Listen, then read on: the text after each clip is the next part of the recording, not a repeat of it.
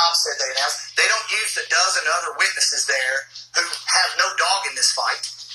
You know, they don't bother to introduce that to the grand jury. They specifically to rely on the exculpatory things.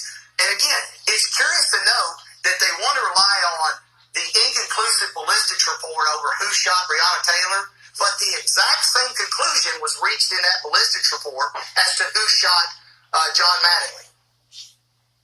And it is, the other thing is, John Mattingly, based on the injuries, appears to have some powder burns on his wound. Those don't come from a shot from 20 feet away.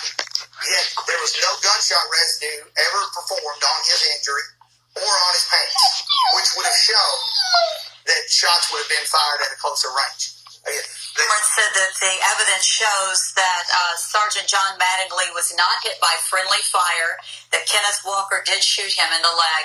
You say that's not true. Well, again, the ballistics report says it is inconclusive. Okay. And there is evidence. Here's the other thing is, John Mattingly goes in, he does not announce that he has been shot for 1 minute and 8 seconds. He's shot in the femoral artery with a 9 millimeter hollow point, according to him, and he doesn't announce he's been shot for over 1 minute and 8 seconds. After the first volley of 20 to 25 shots are fired by various LMPD officers. There's no gunshot residue test performed on his injury, despite the fact that there appears to be powder burns on it. And we know that the ballistics report that was performed by KSP shows that Kenny Walker's gun fired at is inconclusive.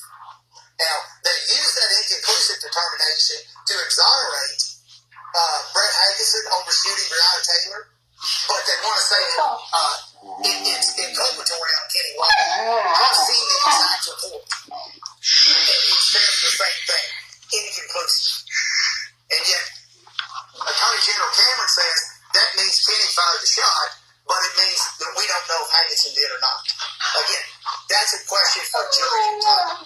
Indict him and let him treat him like everybody else.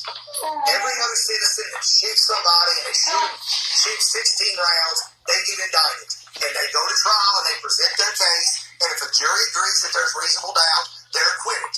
That's what should happen. That's what happens in every other individual citizen, American citizen. Yet it doesn't happen with the police, and it didn't happen here.